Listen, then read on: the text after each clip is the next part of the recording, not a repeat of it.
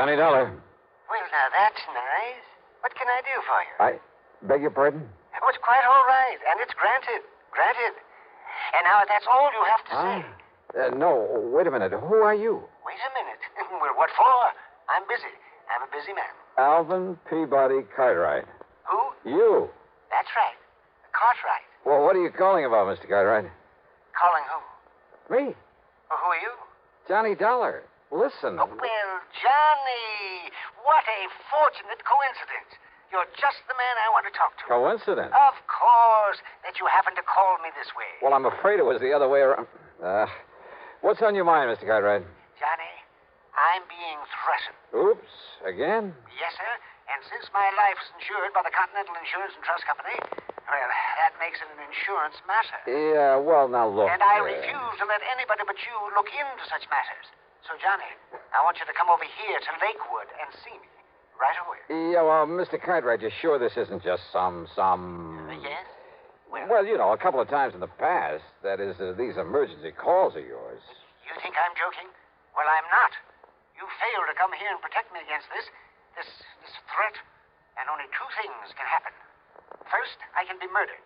And? And second, I'll cancel all the rest of the insurance I have with that company. After you've been murdered. And so you get yourself on over here right away.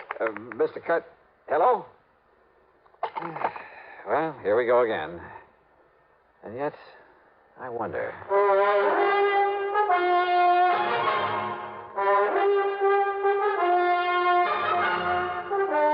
CBS Radio brings you Bob Bailey in the exciting adventures of the man with the action-packed expense account. America's fabulous freelance insurance investigator. Yours truly, Johnny Dollar.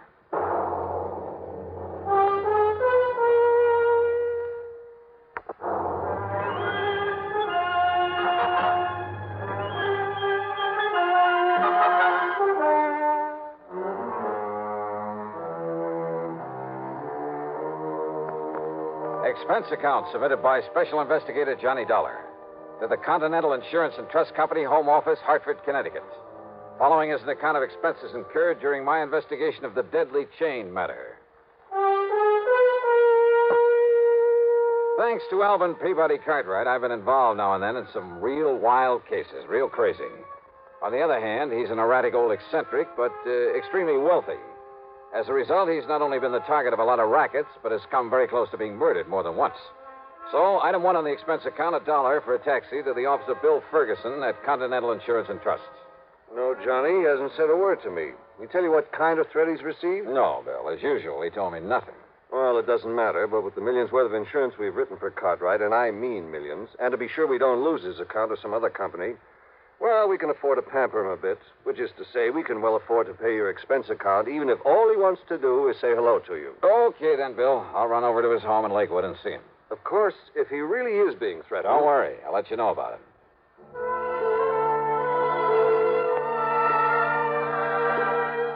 Expense account item 2, $570 mileage on my car to Lakewood. For my money, it's one of the prettiest little towns in all of New England, home of a lot of wealthy retired people.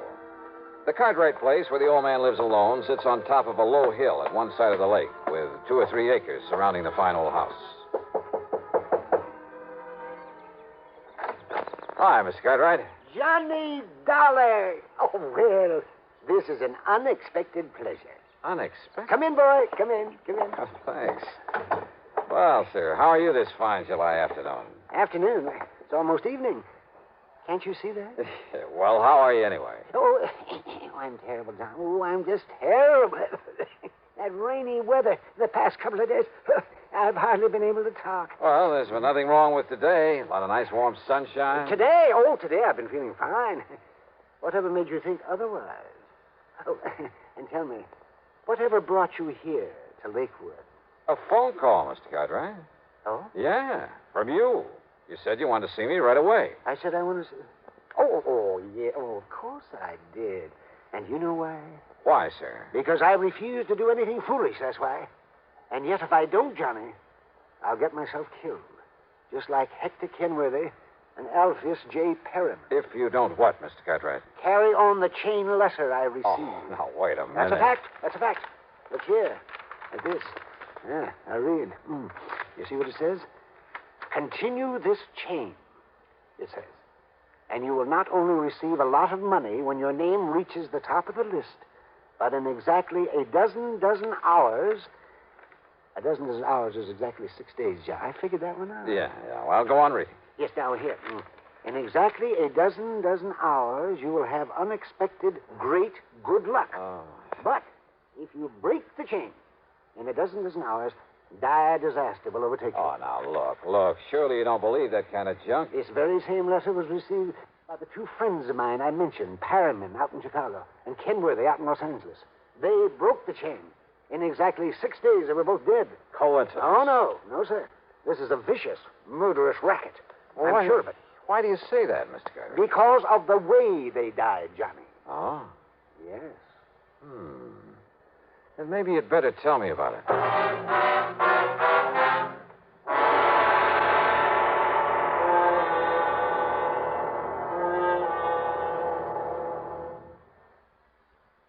But...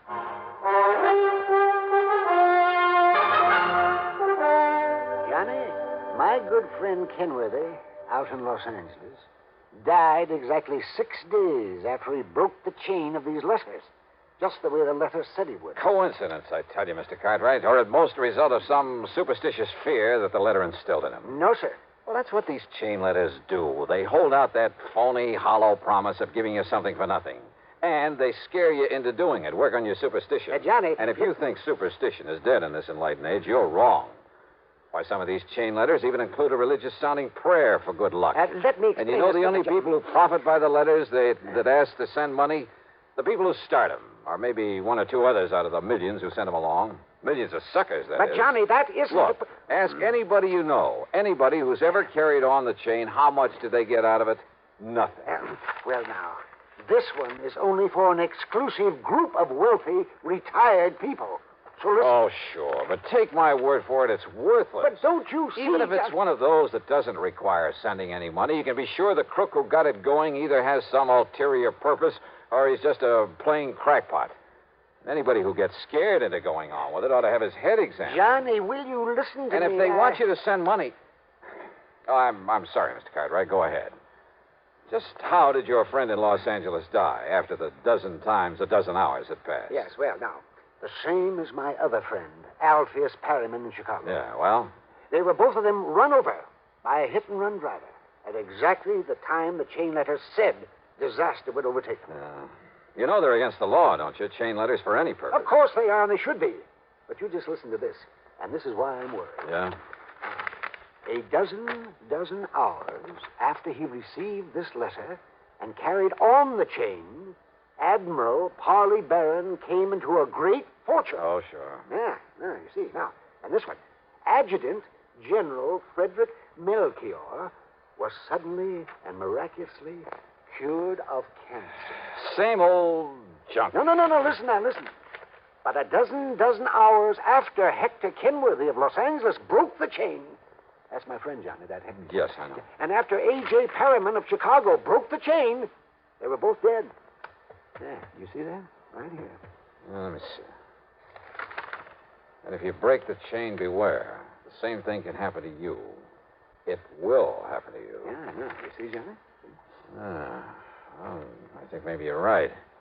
This is the same kind of scare stuff, but it goes a little bit too far. Yeah, and it isn't the $100 I'm supposed to send. $100? Yes, $100 in cash to the name at the top of the list. Exclusive list of honest, wealthy, retired people. Exactly. And do you know who else has received one? Here in Lakewood? Who? Mrs. Templeman, the rich widow who lives over at Piney Woods, and Wilfred W. Winterbottom, the retired oil millionaire. This name at the top, the one who gets the $100, Mr. Daniel Stringer. Yes, here's the address, care of Post Office Box 101, New York, Zone 84, New York. I don't know what part of New York that postal zone is, but believe me, I'm going to find out. You are? What do you mean? You're not going to leave me? I'm not just going to sit here. But don't you see? The dozen times a dozen hours are over for me. And you're superstitious, too? Enough to be scared by the threat in this chain letter? Enough to maybe hurt yourself by doing some fool thing or other because you are scared? Oh, well, no, John, no, why, of course not. All right, then. I'm going to get you a bodyguard from the local police. Where's your phone? They're on the stand in the corner. But now, Johnny... Yeah? If the police come around, wouldn't that warn anybody who might be coming here to harm me? Mr. Cartwright, Yes, Johnny? there are times when I think you're... Well, I think a lot of things about you. Oh, sure, I know, yes. Wild and crazy, eccentric old man. To be very blunt about it, yes. Yeah, maybe I am. A little bit. But when the chips are down, you're no fool. Oh, no, I wouldn't be too sure about that. I've never really given much thought to this chain letter thing before. Sure, I've tossed some of them into the wastebasket. But maybe I should have investigated them, even the little ones, because they all work on the same principle. They all contain a threat, and they all capitalize on fear. Look at that. It says, exclusive list of honest, wealthy, retired people. Yes? Why, a list like that can be bought from 100 sources, from companies that cater to the mail-order business. Yes, of course. Oh, maybe I'm all wrong, but suppose somebody bought a list of wealthy people all over the country. Suppose he went to Los Yeah, Angeles. well, where Kenworthy lived. All right, yeah. Suppose he rented a post office box. Then he sent out a couple of hundred of these letters, maybe 1,000. A lot of rich people live out there. The letters were all the same, with his name at the top of the list. Then half a dozen fictitious ones. Fictitious? Yeah. Any names on that list that you recognize? Let me see here. No. All right. So maybe only 100 people were scared into sending the money, carrying on the chain. After all, like you said, it isn't $100. You're right, Johnny. And 100 people at $100 apiece. $10,000. Even half of that would make it worth sending out those letters. And by the time the 6 days are up, he's collected enough, so he skips town. And people like Kenworthy and Perriman, you think he killed them to carry out the warning? Well, frankly, I doubt it. Just the same, I think I'll call the Lakewood police and have somebody sent out here to look after you. Even though... Even though.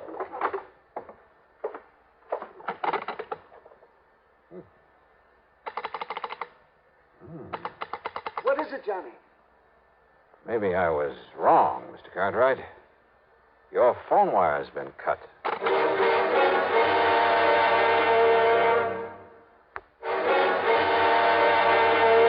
Johnny, the phone. The telephone isn't working. Ask me, Mr. Cartwright. Somebody's cut the wires. Then the threat in that letter. It means that somebody's come here to carry it out. Only one way to make sure. You stay inside here while I go out and take a look around. Maybe that's what they want you to do, go out there in the dark. Huh? Johnny, I'm going with you. No, you're staying right here. I'll be back in a minute. But there may be some danger. Or it may be that your phone is just out of order. We'll see. There was enough moonlight for me to see where the line off the telephone pole led to a connector box at the back end of the house. There wasn't enough light for me to notice a trailing vine as I edged my way along. So what happened? I tripped and fell flat on my face. Before I could get back up on my feet. So you come out to see what was wrong? Oh! You were Mr. Cartwright.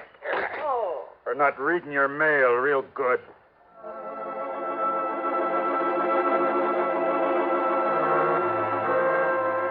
When I finally came to, I found myself on a big leather sofa in one corner of Mr. Cartwright's library. My head felt like it had been the target for a bolt of lightning, and the lightning hadn't missed. A familiar face slowly came into focus. That's right, Johnny. Another little sip of this brandy, and you feel much better. Mr. Cartwright. Here you are. Thanks. Thanks. I was afraid there might be somebody out there, so I sneaked on out after you. Yeah? Yes. And I took along an old cricket bat. Oh, no. Yes. And when I saw what he was doing to you, I let him have it. Oh, yes, with all I had. Oh, I slayed him. Well, who is he? Where is he? I had an awful time dragging him into the house, but I did it, Johnny. Yes, indeed, I did it. And I locked him up in the broom closet, too. I locked him up tight. Good. I told you you're okay when the chips are down. Oh, it's just that I caught him off guard. Oh, sure. But now if I can get up on my feet. Yes, the boy. Yeah, I think I'd like to talk to him.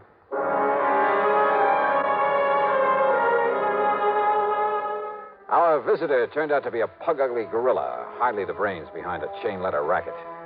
Except for admitting he'd been hired by somebody in New York to come up here and give Mr. Cartwright a beating, then make it look like a burglary job, he refused to talk. So we locked him up again, and I laid my splitting head on a pillow for some much-needed rest. By the time I awoke in the morning, feeling somewhat better, Mr. Cartwright had fixed me a mess of bacon and eggs for breakfast. Sure, Johnny. I just walked down to the corner gas station and called the telephone company. And you know something? They came out here and had that line all connected up again in less than an hour. Good. Yes, just like that. So maybe I'll buy a couple thousand more shares of stock in the telephone company, huh? Just to show them how I appreciate it. Yeah. What about our little pal? I mean, the one who slugged me last night. You know, Sir Johnny, I decided that after the way he behaved last night, He doesn't deserve any breakfast. No, I mean, where is he? He's still locked up in the broom closet. Do you think I ought to call the police to come and get him? No, not yet. Maybe I can beat some information out of him if we need it. Well, of course we need it. Don't we? Now, let's wait and see. First, I'd like to make a phone call.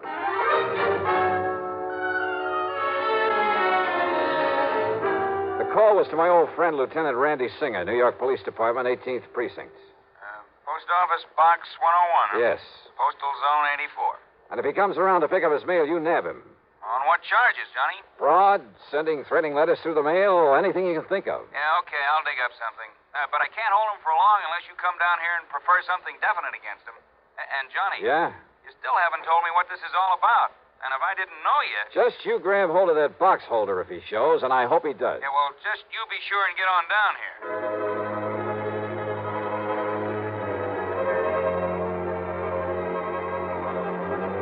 Mr. Cartwright and I piled into my car. We drove over to call on first the wealthy widow Templeman, then the retired millionaire, Mr. Winterbottom. Why, yes, Mr. Dollar, I was just about to mail in the $100 to the name at the top of the list. Don't. Then later I'd mail out the other letters to some of my friends. Don't do it. But if I don't, something terrible might happen to me. The chain letter said so. If you do, it'll be a violation of federal law. What? That's right. And you could end up in prison for it. Prison? Well, Mrs. Templeman? Prison, Mr. Dollar? Yes, sir. Yes. Better do as he says, Mr. Winterbottom. But I didn't realize. I didn't know You do now, sir. Then back to Mr. Cartwright's home on the hill, just in time to answer the telephone. Johnny Dollar. Johnny, I've got him. And what a find. Yeah, Randy? Daniel Stringer, alias Danny McKay, alias Willie Daniels, and half a dozen other things. I watched him unload the post office box myself, Johnny. Then I tailed him to a cheap rooming house. Go on. When I nabbed him, he was opening, must have been 50, 60 letters he'd got. Chain letters. And, Johnny? Yeah? You know what he was taking out of them? I can guess, Randy. Thousands. Enough money to hold him on suspicion of almost anything. And, Johnny... Still here. He also had a bunch of new letters he'd written, all addressed to folks in a wealthy section down near Germantown, PA. Then hang on to him, Randy. I'll be down to make formal charges against him. Okay. Maybe I'll pick up a chief inspector from the post office department to do it. Okay, Johnny.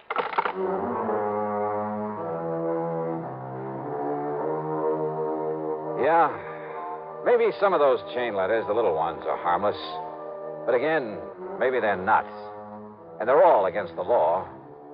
But there's only one thing to do. Avoid them like the plague. Or better still, if you get one, take it right down to your local postmaster. He'll know how to go about helping to stamp out this racket.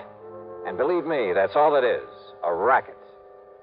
Expense account total, including mileage on my car and the trip to New York and back, $27.35. Yours truly, Johnny Dollar.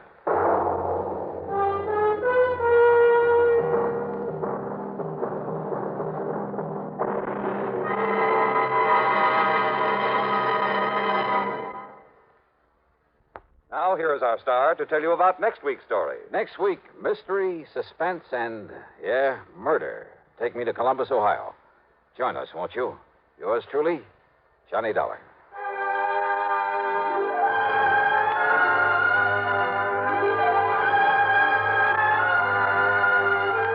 Yours truly, Johnny Dollar, starring Bob Bailey, originates in Hollywood and is written, produced, and directed by Jack Johnstone.